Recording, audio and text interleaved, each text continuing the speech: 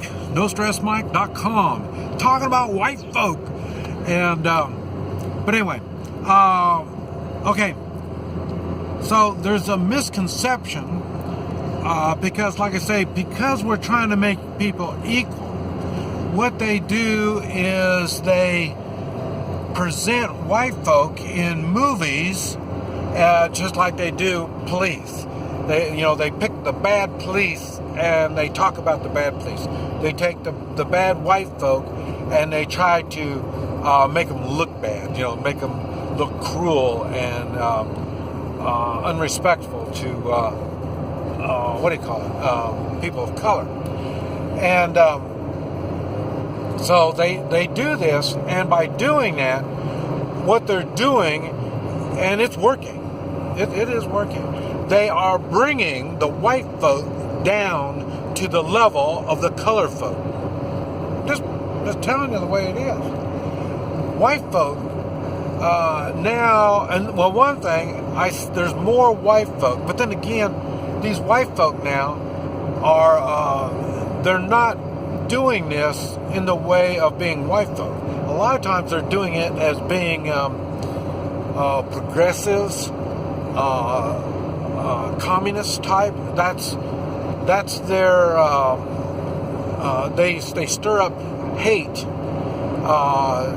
They try to, like I say, they make police be disrespectful to police. They're bad, and the movies and stuff like that. You see, they don't really bring the people of color up, and women. They don't bring that up. What they do is they bring white down to their level. That's what it is. And that's what their thinking is. It's those kind of people that think, well, there's only so much money, and I got to get a piece of that pie. Especially in America, and smart Americans know we bake the pies. We just bake more pies. We don't need to fight over the crumbs of a pie or a piece of the pie. We just bake more pies. Well, the idea, and I've talked about it, you'll see it in my comments. I say the saying is a hand up is much better than a hand out, and that's exactly what I'm talking about. And I do that all the time. Like I say, I'm in business. I need help. I look for people that are motivated and want to better their lives. And I've got one opportunity. There's a lot of opportunities to better your life. I've got one opportunity, and I want you to better your life, and how I want to be with you when you better your life. And so I want to profit a little bit from it, just like you're going to profit from being around me too. So in other words, I'm not going to go with you and go stand in line waiting for my food stamps. I'd much rather you come with me and let's bake some cake or bake some pies. And white folk are like that. A lot of times, the color folk either don't see it, or if they get burned, it doesn't work out. Like I say, all of my business ventures don't work out. They all don't.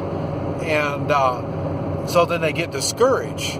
And instead of taking personal responsibility, like I talk about, instead of personal responsibility, what they end up doing is looking to blame. They want to blame somebody. They don't want to take that responsibility upon themselves and say, I can do better, I should have watched for this, and all that. No, they say, well, that white guy, took advantage of me. That's what it is. And but like I say, so as I was younger, I had a lot of white folk open doors for me. I got in the oil business. When I was in the oil business, man, everybody was white in that. And like I say, and they opened the door, and matter of fact, they pushed me through the door to get in there. But yeah, I work for free. Oh man, they're taking advantage of you. They work for free. Yeah, until I was smart enough I could do it myself, and then I made a lot of money. But I didn't forget those white folk. And like I say, they gave me a hand up. They didn't. None of them gave me a hand out. None of them did. I don't. Matter of fact, I don't even accept handouts. I don't need a handout. I don't want a handout. And I've had that attitude all my life. And I think that's that part of that. I'm half white. I think that's part of that white side of my family. Okay, now I was talking about the exception to the being force, using force and stuff like that. I don't know about our Orientals, but the Chinese, like I say, I've been in China, they were definitely like that. I mean, they don't use violence. And a matter of fact, they use shame to make people do things and this type of stuff. And now, see, that shame stuff doesn't really work for me. And that's why I had problems with the Chinese side of my family. The Chinese side of my family thought there was all kinds of things wrong with me. And what it was, now I know. Now I've been to China and I know. They thought I was reckless. They thought I did all this stuff being mean. They didn't realize I was learning what my boundaries are and trying to excel. Learning what my limits are and trying to excel. To better yourself, to excel, you do have to do more than what you normally do. And sometimes it's a mistake. And that's where I took the personal responsibility. But also, I use morals. Morals is what helps me help other people. Now, it's nothing I've learned. All cultures, all colors, people of color, they have morals. They have morals, and they take personal responsibility. The thing is, it's not as big of a percentage. And that's because a lot of times they have that tribal mentality. Tribal, when I say tribal, I mean like there's a chief. There's someone that's much smarter than you, and you have to do what they tell you and to be good in the tribe. And in time you work your way up. You probably will never become a chief, but you will work your way up in the totem pole. And that type of thinking doesn't exist in the white man world. And they try to make it like that. They stopped me from being good. I could have done better, but the corporate ladder, they stopped me from doing all this. Well, you're kind of right in the way of a corporate ladder. The corporate ladder is politics. That's what politics is, a corporate ladder. It's not your work and your skills and your abilities. It's your political skills. In other words, political skills. If you're just as good of a worker as this other person, but you have better political skills, it's not. Some people look at it as brown nosing, kissing ass, but it's not. It could be that, but then sometimes it just could be you're pleasant, you're nice, and it makes it easier for people around you to be around you. That could be the reason. And I've noticed people of color, even including Chinese, they use, like I say, the bully type tactics, shame type tactics, like tribal, and they work as what do you call it? Like a pack of animals.